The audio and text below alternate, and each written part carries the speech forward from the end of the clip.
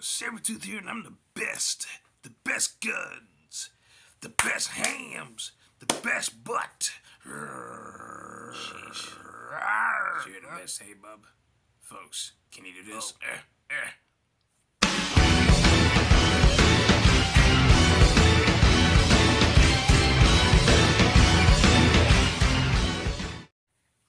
Hey YouTube, Pearson Pencils here, and today I'm going to be covering the Marvel Select Sabertooth, and he is from Marvel Select Toys.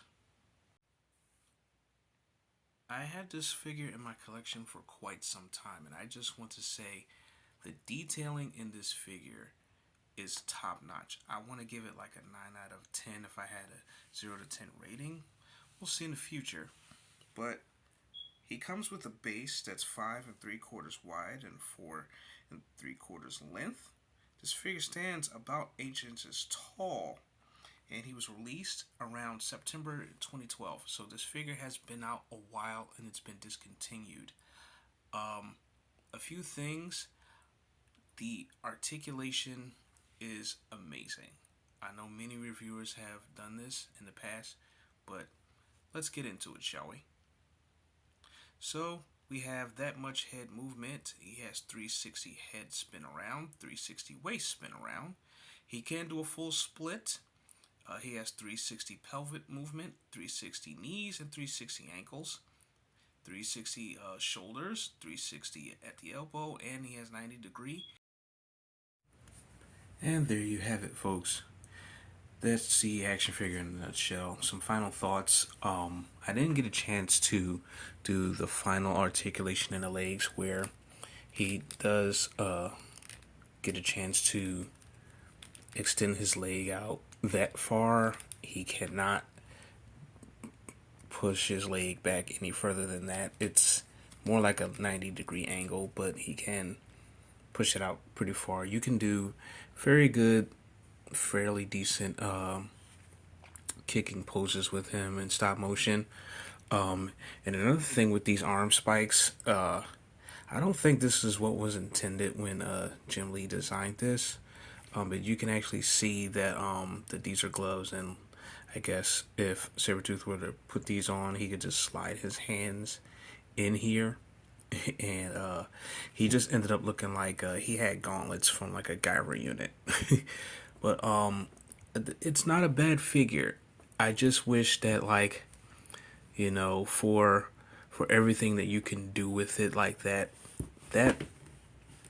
for this not to have any, you know, ab crunch articulation, even though it doesn't have it, I still wish that it did. You can still get a lot of posability out of it. You can do a lot with it if you are a stop motion creator.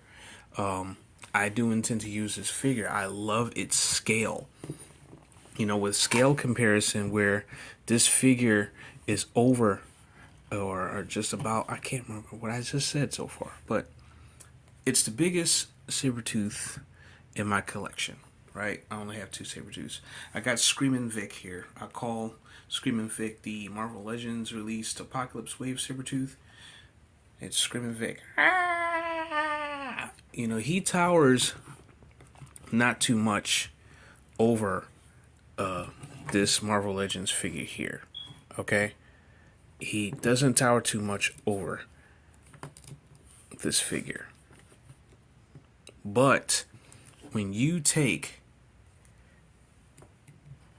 in consideration that Wolverine and Sabertooth are arch enemies and he always calls him Runt, it's like, let me show you something. I have a ton of Wolverines, okay? Okay, yeah. He scales pretty good with this Sabertooth.